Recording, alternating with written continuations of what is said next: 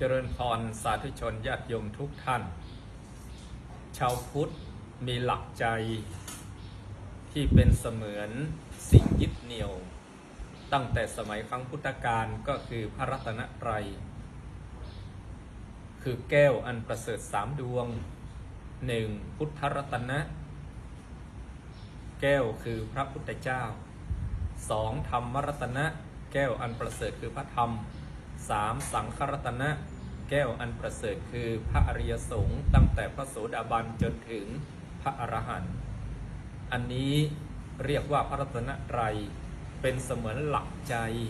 ของชาวพุทธเราอันจะทำให้ชัยชนะคือชนะกิเลสโลภโกรธหลงให้เกิดขึ้นในตัวตนของเราพระรัตนตรัยเป็นบันไดขั้นแรกของการเป็นชาวพุทธพระรัตนตรัยเป็นประตูบานแรกของการบวชเป็นบรรพชิตพระรัตนตรัยเป็นเสมือนคุณสมบัติเครื่องวัดความเป็นอริยะในพระศาสนา 1. พระรัตนตรัยเป็นบันไดขั้นแรกของการเป็นชาวพุทธหากว่าคนในศาสนาอื่นจะมานับถือพระพุทธศาสนาความเป็นชาวพุทธจะเกิดขึ้นก็ต่อเมื่อได้เปล่งเสียงรับเอาพระรัตนตรัยเป็นสรณะที่พึ่งด้วยภาษาบาลีว่าพุทธังสรณังคัจฉามิข้าพเจ้าขอเอาพุทธเจ้าเป็นที่พึ่ง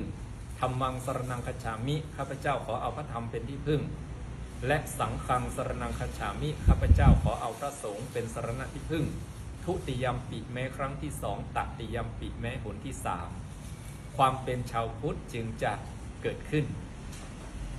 2. พระรัตนตรัยเป็นประตูบานแรกของการบวชเป็นบรรพชิตในศาสนาในสมัยครั้งพุทธกาลเริ่มแรกนั้นพระพุทธเจ้าให้การอุปสมบทพระสงฆ์ในศาสนาด้วยวิธีเอหิภิกขุปสัมปทาบวชด้วยพระองค์เองต่อมาเมื่อมีภิกษุเกิดขึ้นพระองค์ก็ประทานอนุญาตให้ภิกษุเหล่านั้นบวชพระได้ด้วยวิธีว่าติสรณคมนูปสัมปทาคือการบวชด้วยการรับไตรสรณคมเมื่อมีพระสงฆ์มากขึ้นจึงทรงอนุญาตวิธีการบวชด้วยยติจตุถกรรมแต่การบวชด้วยติสรณคมนูปสัมปทาคือการรับไตรสรณคมก็ยังเป็นการบวชพระในศาสนามาจนบัดนี้ก็คือบวชเป็นสามเณรสำเร็จด้วยการรับไตรสรณคมจึงกล่าวได้ว่าเป็นประตูบานแรกของการเป็นบรรพชิตในพระพุทธศาสนาต้องรับไตรสรณคม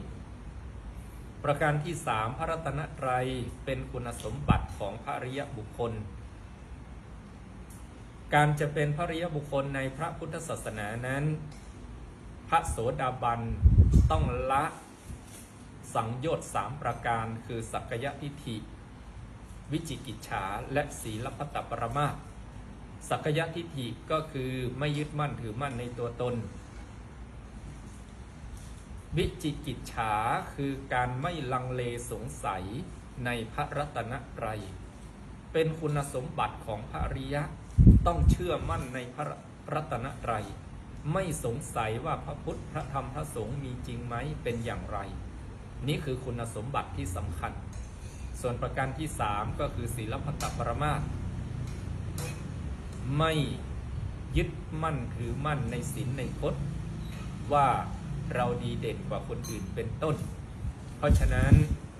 พระรัตนตรัยก็คือพระพุทธพระธรรมพระสงฆ์เป็นหลักใจของชาวพุทธเรา